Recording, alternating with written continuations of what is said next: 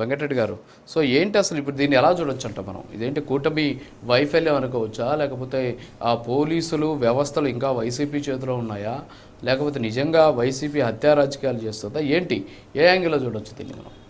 రాజుగారు, ముందుగా మీకు ప్యానల్లో ఉన్న అందరికీ అట్లానే ప్రైమ్9 టీవీ ప్రేక్షకులందరికీ నమస్కారాలు, గుడ్ మార్నింగ్. 9 నెలల్లో నేను ఇలాంటి డిబేట్కి అటెండ్ అవుతా అని అనుకోలేదు సార్, ఓపెన్గా చెప్తాను. ఎందుకంటే అవతల మాకు రెండు ప్రత్యర్థి పార్టీలుగా ఉన్న వాళ్ళు మేము 9 నెలలుగా ఏం చెబుతున్నామో ఇవాళ వాళ్ళు డిబేట్లు అదే చెప్పారు. ఈ రాష్ట్రంలో శాంతి భద్రతలు సరిగ్గా లేవు, దానికి అర్థం అదేగా.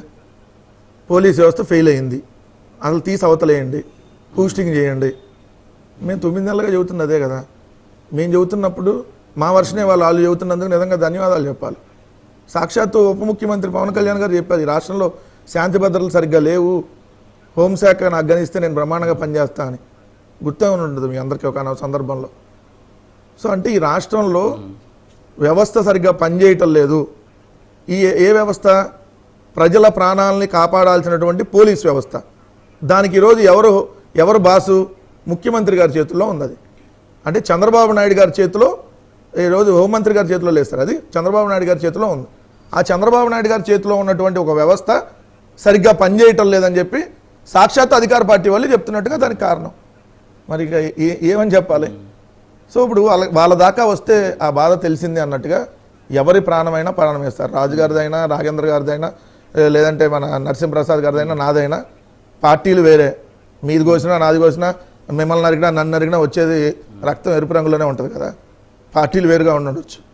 సో మన దాకా వస్తే ఆ బాధ తెలుస్తుంది అన్నట్టు మేము మా వైఎస్ఆర్ కాంగ్రెస్ పార్టీకి సంబంధించినటువంటి అనేక మందిని, విన్నికొండలో రషీద్ కావచ్చు, నందిగాంలో నాగుల్ మీరా కావచ్చు, నంద్యాలలో సుబ్బారాయుడు కావచ్చు, రేపల్లో నున్నా బోషే కావచ్చు, ఇలా చెప్పుకుంటా పోతే దాదాపుగా 36 మంది వైఎస్ఆర్ కాంగ్రెస్ పార్టీకి సంబంధించినటువంటి కార్యకర్తల్ని ఇప్పటి వరకు ఈ కూటమి ప్రభుత్వం వచ్చినాక హత్యలు జరిగిన వైఎస్ఆర్ కాంగ్రెస్ పార్టీ కార్యకర్తల మీద సాక్షాత్తు పోలీసుల సమక్షంలో 2 గంటల పోలీసులు, ఒక ఎస్ఐ కానిస్టేబుల్ ఇద్దరు ఉంటే వాళ్ళిద్దరు సమక్షంలో నంద్యాల జిల్లా సీతారామపురంలో సుబ్బారాయుడు అనేటటువంటి వ్యక్తిని పోలీసుల సమక్షంలో నరికి చంపారు. ఎస్పీకి 5 సార్లు ఫోన్లు చేశారు మాకు అక్కడ ఉన్నటువంటి లోకల్ లీడర్ నారపరెడ్డి అనేటటువంటి ఆయన. 12:59కి సార్ వాళ్ళు తెలుగుదేశం వాళ్ళు దాడులు చేయడానికి వచ్చారు, రక్షణ కల్పించడానికి. 1 గంటకి మళ్ళీ అట్లా చేస్తే ఒక ఎస్ఐను 2 కానిస్టేబుల్ పంపిస్తే వాళ్ళ సమక్షంలోనే, అంటే వాళ్ళ బందోబస్తులోనే హత్య జరిగింది. ఇలాంటి సంఘటనలన్నీ జరిగినప్పుడు పాపం ఆ రోజు తెలుగుదేశానికి కానీ లేదంటే జనసేనకు కానీ బాధ కలగల. రెడ్ బుక్ రాజ్యాంగం అమలవుతుంది, బ్రహ్మాండంగా అమలవుతుంది అనే దాంట్లో వెళ్ళారు. ఈ రోజు ఈ హత్య కూడా రెడ్ బుక్లో భాగమే అంటారండి. రెడ్ బుక్లో భాగమే ఈరోజు తెలుగుదేశం పార్టీకి సంబంధించినటువంటి వ్యక్తి చనిపోయిన. ఎందుకంటే ఆ వాతావరణాన్ని అక్కడ దాకా తీసుకెళ్లారు. చాలా తప్పు. ఇది రాష్ట్రానికి చాలా ప్రమాదకరం. ఆంధ్రప్రదేశ్ భవిష్యత్తుని అంధకారంలోకి నెట్టుతుంది అనేది క్లియర్గా కనపడతా ఉంది. ఈ రోజు జరిగినటువంటిది కావచ్చు, లేదంటే అంతకుముందు జరిగినటువంటి కావచ్చు, 9 నెలల్లో జరిగినటువంటి అనేక దాడులు, హత్యలు, ఇదన్నిటికీ చూస్తూ ఉంటే ఇది భవిష్యత్ ఆంధ్రప్రదేశ్కి ఖచ్చితంగా ప్రమాదం. ఎందుకు? ఇప్పుడు నన్ను చంపేస్తారని భయం వస్తే ఏం చేస్తారు సార్, నేను వెళ్ళి చంపేస్తా, అట్లాంటి పరిస్థితులు ఉంటున్నాయి కదా. వాళ్ళే చెబుతున్నారు మిమ్మల్ని వేధిస్తాం, కేసులు పెడతాం, 1కి 10 కేసులు, 10కి 20 కేసులు, ఆ స్టేషన్ తిప్పుతాం, ఈ స్టేషన్ తిప్పుతాం, పీటీ వారెంట్లు వేయటం, ఇన్ని రకాలుగా జరుగుతుంటే అరే ఈ గోలంతా ఎందుకు, చంపేస్తే పోతాం కదా, ఒక కేసు అనుకునేవాడు కూడా ఉంటాడు కదా. సో ఇది ప్రమాదం అంటున్నా. సో ఇట్లా ఎవరు ఎంకరేజ్ చేయకూడదు, అది ఏ పార్టీ కూడా ఎంకరేజ్ చేయకూడదు. ఇప్పుడు ఈ జరిగినటువంటి హత్య, ఈ హత్య వాళ్ళిద్దరూ దూరపు బంధువులు సార్. ఫస్ట్ పాయింట్, వాళ్ళిద్దరూ దూరపు బంధువులు. వాళ్ళ మధ్య ఏదైతే ఈ నెల 10వ తారీఖున చిన్న ఇన్సిడెంట్ జరిగింది, అది ట్రాక్టర్కి సంబంధించి మట్టి తోలుకుంటున్నారు, మట్టి తోలు అంశం మీద వాళ్ళకి గొడవ జరిగింది. దాని తర్వాత మళ్ళీ నిన్న పొంగనూరు మండలం ఒంటిమెట్టు అనేటటువంటి ఒక గ్రామంలో నిన్న తిరణాలు జరుగుతుంది, అక్కడ ఒక గొడవ జరిగింది. సో ఆ గొడవలకు సంబంధించిన నేపథ్యంలో జరిగినటువంటి హత్య. అది ఎవరు చేసినా తప్పే, ఖచ్చితంగా వాళ్ళందరినీ శిక్షించాల్సిందే. హత్యలు చేసే వాళ్ళని ఎవరు ఎంకరేజ్ చేయట్లా. కానీ ఈ వాతావరణానికి ఉసిగొలిపిన వాళ్ళ మీద కూడా యాక్షన్ తీసుకోవాలంటారు. ఈ వాతావరణాన్ని రాష్ట్ర వ్యాప్తంగా ఉసిగొలిపి పెద్ద పెద్ద హోర్డింగ్లు పెట్టి రెడ్ బుక్ను అమలు చేస్తున్నాం, మీ పలానా అధికారులు పేర్లు రాసాం, పలానా వాళ్ళ పేర్లు రాసాం, రెడ్ బుక్ 1 ఓపెన్ చేసాం, 2 ఓపెన్ చేసాం, 3 ఓపెన్ చేస్తున్నాం అనుకుంటే ఖచ్చితంగా ఇలాంటివి జరుగుతాయి. దాడులకు ప్రతి దాడులు జరుగుతాయి. సో ఒకరిని చంపారని చెప్పి ఇంకోళ్ళని చంపుకొని జరుగుతాయి. గురజాల నియోజకవర్గంలో 400 కుటుంబాలు ఊరొదిలి వెళ్ళిపోయినటువంటి పరిస్థితి. ఎన్నికల రిజల్ట్ వచ్చిన మరుసటి రోజు మొత్తం కూల్చిపడేశారు వాళ్ళు ఇల్లు వెళ్ళి. వాళ్ళు ఊరోజు వెళ్ళిపోయారు ప్రాణభయంతో. ఈ రోజుకి 400 కుటుంబాలు బయట ఉన్నటువంటి పరిస్థితి. ఒకసారి సార్, ఇలాంటి పరిస్థితులు ఉన్నప్పుడు ఖచ్చితంగా ఇదే వస్తుంది. ఇంకోటి మాట్లాడితే పెద్దిరెడ్డి గారి మీద. ప్రభుత్వంలో ఉంది మీరా పెద్దిరెడ్డి గారు అండి? అరే ప్రభుత్వంలో ఉన్నప్పుడు పెద్దిరెడ్డి గారి మీదే, లేనప్పుడు పెద్దిరెడ్డి గారి మీద. ఆడలేక మధ్యలో ఓడి కాకపోతే ఆ సిఐని వేసింది పెద్దిరెడ్డి గారు వేసారా? ఎస్పీని వేసింది పెద్దిరెడ్డి గారు వేసారా? నేను అడుగుతున్నా సార్, సిఐకి ఒక్కరోజు ముందు సార్ ఏదైతే నిన్న సస్పెండ్ చేశారు కదా, ఆ సస్పెండ్ చేయక ముందు ఎస్పీ నుంచి ప్రశంసా పత్రాన్ని అందుకుంటున్న పొంగనూరు సిఐ శ్రీనివాసులు దేనికి సంబంధించో తెలుసా అండి?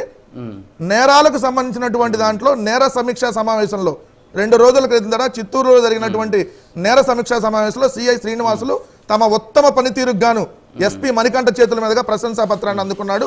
అందుకున్న 24 గంటలు ముగిసేసరికి ఆయన విధుల నుంచి సస్పెండ్ చేయడం పోలీస్ శాఖలో చర్చనీయాంశంగా మారింది. నేను సపోర్ట్ చేయట్లేదండి. ఎస్, ఖచ్చితంగా పోలీసులు నిర్లక్ష్యం ఉంది, దాని కాదనలా. 62 మంది మీద మేము ప్రైవేట్ కేసులు వేస్తున్నాం సార్. 62 మంది మీద లిస్టు రెడీ చేసాం. 62 మంది పోలీసుల మీద మేము ప్రైవేట్ కేసులు వేస్తున్నాం హైకోర్టులో ఈ పోలీసుల శాఖ వ్యవహరిస్తున్నటువంటి తీరు మీద. ఎందుకంటే వాళ్ళు పసుపు చొక్కా వేసుకొని పనిచేస్తున్నట్టుగా వ్యవహరిస్తున్నారు. కాకి చొక్కాను ఎప్పుడు వదిలేశారు. వదిలేసి వాళ్ళు వెళ్ళి వైఎస్ఆర్ కాంగ్రెస్ పార్టీ అంటే చంద్రబాబు నాయుడు గారు చెప్పారు కదా, ఏం పనులు చేయొద్దు మీరు, వైఎస్ఆర్ కాంగ్రెస్ పార్టీ వాళ్ళతో. ఇప్పుడు అలాంటి పరిస్థితి కనిపించట్లేదనే కదా, ఇప్పుడు వాళ్ళు పసుపు సొక్క వేసుకున్నారని కాదు. ఇక్కడ ఏంటంటే వైసీపీ ఐపీసీని వదిలేశారు, వైసీపీని ఫాలో అవుతున్నారు అనేది ఇక్కడ మనకు స్పష్టంగా కనిపిస్తుంది. చిన్న ఎగ్జాంపుల్ చెప్తాను కాదు సార్, మీరు ఇందాక చెప్తున్నా ఒక చిన్న ఎగ్జాంపుల్ చెప్తాను సార్, మీకు చిన్న ఎగ్జాంపుల్ చెప్తాను. ఈ నెల 13వ తేదీన ఇదే సదువు మండలం అంటే పెద్దిరెడ్డి రామచంద్రారెడ్డి గారి నియోజకవర్గం, అక్కడ ఆయన మండలం ఆ పుట్టావారిపల్లికి చెందినటువంటి టీడీపీ నేత అనిల్ కుమార్ అట, ఆయన్ని తిరుపతి నుంచి కొంతమంది పోయి వైసీపీ వాళ్ళు ఆయన్ని హాకీ స్టిక్స్ తోటి చావ కొడితే కనీసము వాళ్ళని అరెస్ట్ చేశారు. 10 నిమిషాల్లో స్టేషన్ బెయిల్ ఇచ్చి పంపించేశారు. అతనికి ఒళ్ళంతా కూడా వాసిపోయింది, మొత్తం పగిలిపోయింది, తీసుకెళ్లి హాస్పిటల్లో జాయిన్ చేశారు.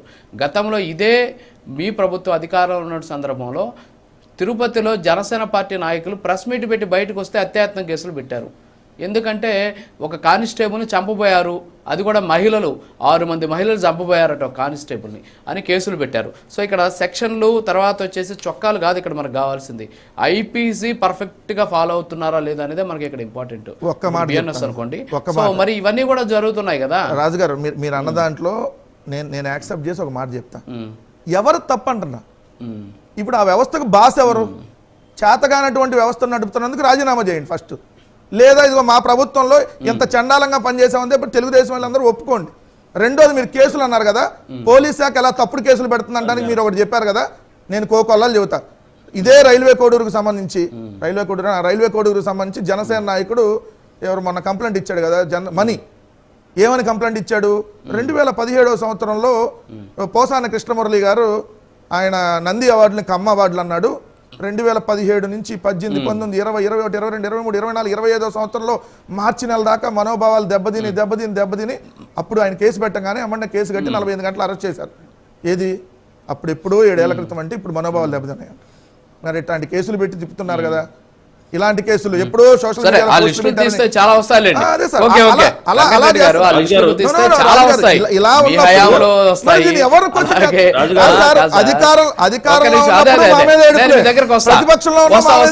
మళ్ళీ మనకు మస్తాన్ రావు గారు అడిగారు, ఇప్పుడు మస్తాన్ రావు గారు అడిగారు కాబట్టి టైం ఆయన కూడా మరి వారితో ఒక్క నిమిషం రాజుగారు ఒకే ఒక మాట.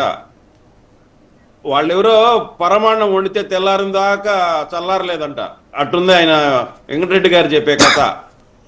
ఆయన చెప్తున్నాడండి కుట్రలు కుతంత్రాల గురించి.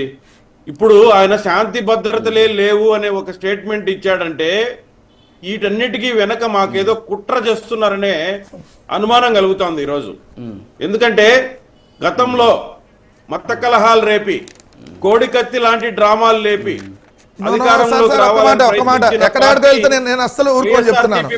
నరసింహప్రసాద్